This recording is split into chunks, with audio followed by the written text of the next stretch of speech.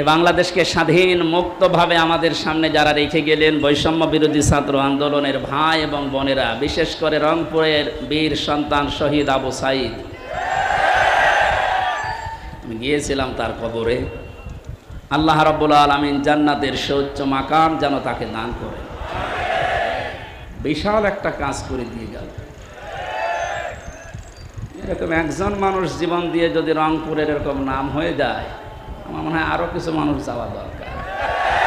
আপনাদের এখন যাওয়া লাগবে না, যার জন্য যাবেন সে তো আপনাদের পুত্রবধূ পালিয়েছে।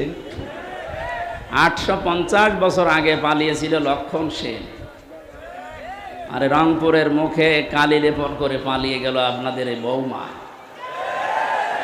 ইতিহাস হয়ে থাকবে। কোরআনের পাখির কয়েকটা কথা আমার মনে পড়ে। উনি বলেছিলেন, জালেমরা এদেশে ইঁদুরের গর্ত পাবে না, একটাও পাচ্ছে না। ইঁদুরের গর্ত যে পাচ্ছে না তার প্রমাণ হচ্ছে এই যে হাউং আঙ্কেল, কি নাম যেন, আমি কালকে গোয়েন্দা বিভাগের প্রধান যিনি, তার সাথে কথা বলেছি। বলছে, হুজুর ও আছে, আমাদের কাছে আছে, 2-1 দিন পরে ওরে আমরা ছাড়ব। গর্তে লুকিয়ে আছে, ওরেও ছাড়া হবে। গতকালকে এক শয়তান ধরা পড়েছে, ডিবির মশিউর। একেবারে টাটকা নির্ভেজাল একটা শয়তান। আমি দেখিনি, পরবর্তীতে রিমান্ডে দেখেছি একবার। আমার মনে হয় শয়তান তো আমি জীবনে দেখিনি, যদি দেখতাম তো এরকম হইত। একেবারে নির্ভেজাল টাটকা একটা শয়তান আসে মাঝে মাঝে, এমন এমন গালি দেয় আলেমদের। জেলখানার ভেতরে সবচেয়ে এই লোকটার নাম বেশি পাওয়া গেছে 3 বছরে। আমার মনে হয় জামাত আর বিএনপির লোক যদি ওরে পায়, ওরে ছিঁড়ে খেয়ে ফেলবে, কারণ ও যা করেছে। এই জন্য গর্তে লুকানোর জায়গা এদেশে আর নেই, কোনো গর্ত বাকি নেই। যেখানে যা লুকিয়ে আছে সব বের করে নিয়ে আসা হচ্ছে, কারণ কোনো জায়গা নেই আপনার জন্য। জালেমের জন্য পুরা জমিন আল্লাহ সংকীর্ণ করে দিয়েছে। যারা অনেকেই পাগলামি করছেন যে আমি পাশে আছি, চট করে ঢুকে পড়বো, আপনি আসেন, আপনি আসেন, আপনাকে আমরা ঢোকাচ্ছি। ঢোকাবো ঠিকই, জায়গা বানিয়েছিলেন আয়না ঘর, ওখানে ঢোকাবো। সুতরাং সবাইকে নিয়ে আমরা আল্লাহর দরবারে শুকরিয়া জানাচ্ছি যে স্বাধীন একটা মুক্ত জায়গায় আমরা এখন কোরআনের অনুষ্ঠান কোনো বাধা বিপত্তি ছাড়াই, অনুমতি ছাড়াই করতে পারছি। অথচ এই অনুষ্ঠানটা আগস্ট মাসের 5 তারিখে করতে হলে কমপক্ষে 14 জায়গায় অনুমতি নেওয়া লাগতো। অনুমতি যাদের কাছে নেওয়া লাগতো, একে একটা মানুষ, অন্য ধর্মের মানুষের কাছে হলেও আমরা মেনে নিতাম। মুসলমানের কোরআন মুসলমানের সামনে বলা হবে, আর ওর কাছে বলে বলা লাগবে যে আপনি একটু লিখে দেন। কি হয়ে গেছে এখন, হাড়ে হাড়ে টের পাচ্ছে না। কোরআনের পাখি 2 নম্বরে জানিয়েছিল শুধু নাড়া দেওয়া হবে, দিল্লি গিয়ে পড়বেন। একেবারে তাই পড়িস। পৃথিবীতে এখন প্রায় 228টা রাষ্ট্র, স্বাধীন পরাধীন মিলে। আমার যা লেখাপড়া আমার এই আয়ত্তে বলছি, এখনো 7টা দেশ বাড়তেছে, 235টা দেশ হবে কয়েকদিন ইনশাল্লাহ। 7 সিস্টার ভেঙে যাচ্ছে না। ওরা পাকিস্তান থেকে আমাদেরকে আলাদা করেছে, এই জন্যে নাকি ওরা আমাদের পরম বন্ধু। তা আমরা আপনাদেরকে আরো 7টা দেশ বের করে দিচ্ছি, আমরা আপনাদের বড় বন্ধু। আপনারা 1 ভাগ করে যদি বন্ধু হন, আমরা কয় ভাগ করছি? আরো বেশি হবে। কারণ উনি বলেছিলেন যে বাবরি মসজিদ যেভাবে টুকরা টুকরা করেছেন আল্লাহর এই ঘরকে, ভারত এত টুকরা করবে আল্লাহ ইনশাল্লাহ। অত টুকরা হলেও অসুবিধা নেই। অনেকে মনে করেন তাহলে রাষ্ট্র হয়ে যাবে এক জেলার মতো। হ্যাঁ, সিঙ্গাপুরে গেলাম, এই মাথা থেকে ওই মাথা মাত্র 43 কিলোমিটার। মাত্র 43 কিলোমিটার যদি একটা দেশ হয়, ভারতের তো 100টা দেশ হওয়া দরকার। হবে ইনশাআল্লাহ। তাহলে ভারতে আমার মনে হয় যেভাবে বাড়তেছে দেশ, 235টাও থাকবে না, 335টা হয়ে যাবে।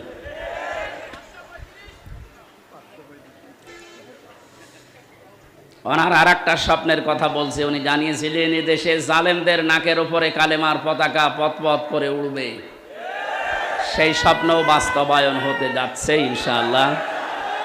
আমরা কোরআনে কারিম থেকে যে আয়াত পড়েছি তাফসীর আকারে কথা বলার চেষ্টা চালাবো।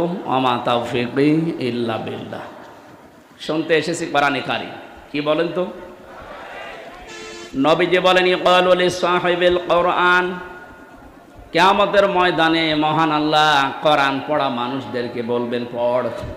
ইকরা, কি বলবেন? ইকরা মানে হ্যাঁ, এটা ক্লাস চলছে।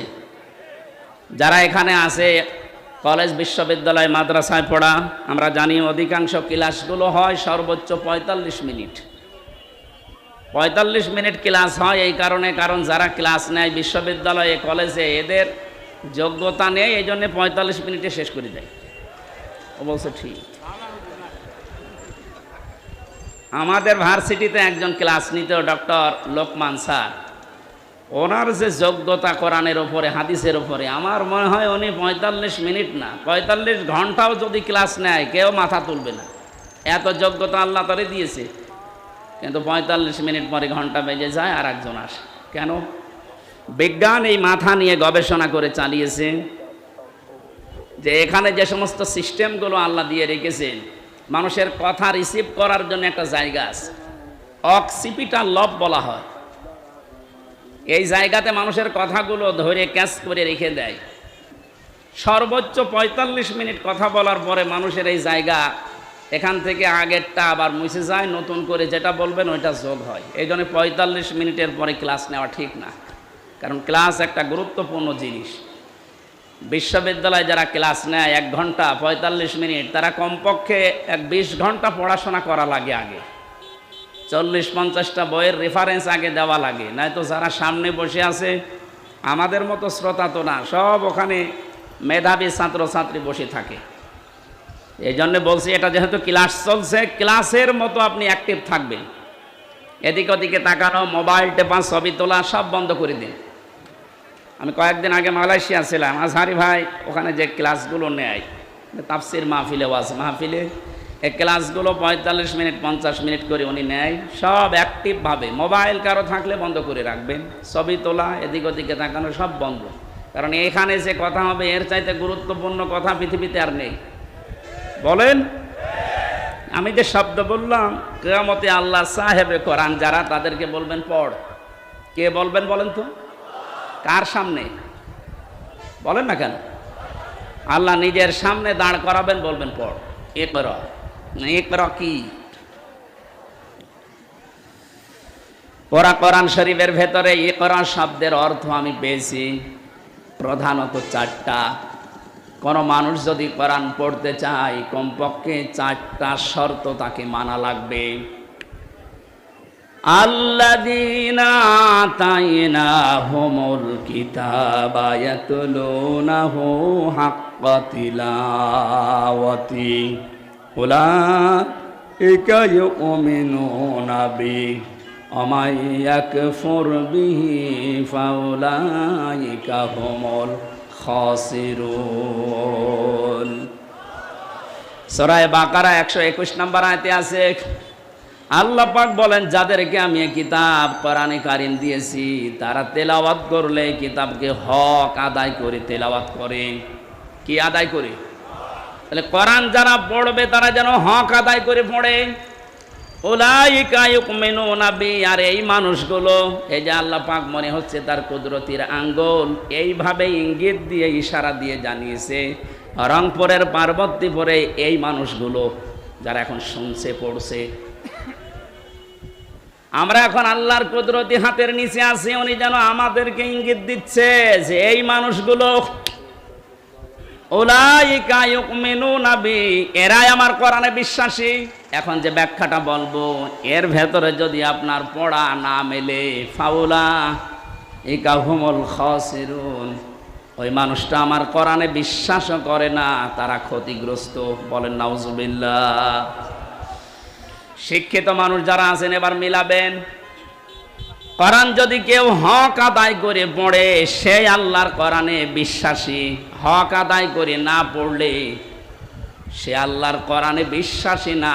কোরআন যারা বিশ্বাস করে না তারা কাফের। এই কথা বলছেন কেন? চারটা শর্তের প্রথম হচ্ছে আপনাকে তেলাওয়াত করা লাগবে শুদ্ধ করে। বাংলাদেশে একটা সমস্যা হয়ে দাঁড়িয়েছে, 100 জনের 95 জন কোরআন শরীফ শুদ্ধ করে পড়তে পারে না। প্রথমটায় তো ধরা খেয়ে যাচ্ছি আমরা। এজন্য শিক্ষা ব্যবস্থা যেখানে যেটা আছে, সে মাদ্রাসার নাম হোক, স্কুলের নাম হোক, মডেল নাম হোক, কিন্ডারগার্টেন হোক, যাই হোক, এখানে 100 মার্কের কোরআনে কারিম আমরা বাধ্যতামূলক চাই। আমরা কোরআনে কারিম হক আদায় করে পড়তে হলে এটা শুদ্ধ করে পড়ার নিয়ম করতে হবে। শিক্ষা ব্যবস্থায় 15.5 বছরে এমন ভাবে ধ্বংস করে দিয়েছে, আমি একটা একটা করে পয়েন্ট আকারে বলতে গেলে আপনি এখনই উঠে দাঁড়িয়ে পড়বেন। এই জন্য আমরা যেখানে যে প্রতিষ্ঠান গড়ে তুলছি, আজকের এই যে নুরানি ক্যাডেট হাফেজিয়া মাদ্রাসা, এখানে আমি জানি শুদ্ধ করে পড়ানো হয়। আরাতিলিল কোরআন তারতিলা, আল্লাহ পাক বলেন কোরআন পড়তে হলে স্পষ্টভাবে, সহি শুদ্ধভাবে, তারতিলের সাথে থেমে থেমে পড়ো। এ নির্দেশ কার? তাহলে আমরা প্রথম বুঝলাম, 1 নম্বরে যদি কেউ কোরআন পড়তে চায় হক আদায় করে, তাকে শুদ্ধ করে পড়া লাগবে। দ্বিতীয় নম্বরে, শুধু শুদ্ধ করে পড়লেই হবে না, এটা আপনাকে বুঝতে হবে। ফেরাউন তার রাজত্বে নিজেকে খোদা দাবি করার জন্য যে পয়েন্টগুলো সামনে এনেছিল, সেটার দ্বিতীয় পয়েন্ট ছিল এই, আসমানি কিতাব জনগণকে বুঝতে দেওয়া যাবে না। আমার মনে হয় 1000 বছর পর অনেকেই হামানের মতো মন্ত্রীর পরামর্শে, উপদেষ্টাদের পরামর্শে, লেডি ফিরাউন দুনিয়ায় যারা এসেছিল, তারাও আল্লাহর আসমানি কিতাব কোরআনে কারিমকে বোঝার পথ বন্ধ করে দিচ্ছিল। মানে দিয়েছে। কোরআন বোঝার মতো কোনো ইনস্টিটিউট দেশে খোলা হয় না, কোরআন গবেষণা করার মতো কোনো প্রতিষ্ঠান দেশে বানানো হয় না। লালনের জীবনী গবেষণা করার জন্য একাডেমি বানিয়েছে। লালন গবেষণাগার বানানো হয় এদেশে, লালন একাডেমি তৈরি করা হয়, অথচ কোরআনের একটা শব্দ নিয়ে আপনি চিন্তা ভাবনা করে নতুন কোনো তথ্য বের করবেন, সেরকম কোনো প্রতিষ্ঠান এদেশে নেই। দুঃখজনক হলেও সত্য, আমরা 96% মুসলমান। কত ভাগ? 96%। 96% আমাদের দরকার নেই। গত পরশুদিনের আন্তর্জাতিক একটা রিপোর্ট পেয়েছি, এদেশে এখন 100 জনের 14 জন মানুষ যারা বিদায় নিয়েছে, জালেম স্বৈরাচারী, এদের পক্ষে এখনো পর্যন্ত সাফাই গাচ্ছে। 100 জনের জবান খোলেন না কেন? 100 জনের 28 জন এখনো পর্যন্ত যে কোনো কায়দায় থালা হাতে নেওয়ার চেষ্টায় আছে। সে যেভাবেই হোক, থালা দেন, থালা নিয়ে কি করবে? আগস্ট মাসের 5 তারিখের পর থেকে আজকের এই সেপ্টেম্বরের 21 পর্যন্ত আমরা একটা জরিপ দেখতে পাচ্ছি, যারা এখনই খাবো খাবো বলছে, তারা কিন্তু তাদের চরিত্রের বহিঃপ্রকাশ এই 1 মাস 15 দিনে ঘটিয়ে ফেলেছে। আনন্দের সংবাদে জরিপের শেষে লেখা আছে, এই দেশে 100 জনের 58 জন মানুষ এখন চাচ্ছে আল্লাহর আইন দেশে কায়েম হোক। কথা বোঝার চেষ্টা করেন ভাই, তাকবে পরে দিয়ে। যে মানুষগুলো চাচ্ছে দেশে 100 ভাগের 58 জন মানুষ আল্লাহর জমিনে আল্লাহর দিন কায়েম হয়ে যাক, তাহলে যে যার অধিকার ফিরে পাবে। তাদের মুখ দিয়েই শোনেন, তারা বলছে ভাই ওনাদেরকে একটু সময় দেন না কেন? কেবল মাত্র 15 বছরের, একদিন 2 দিন না, 15.5 বছরে সব উলট পালট করে রেখে গেছে। যারা দায়িত্ব নিয়েছে তাদের প্রতিদিনের বক্তব্য এটা যে হাত দেব কোথায়, যেখানে হাত দেয় সেখানে দুর্নীতি।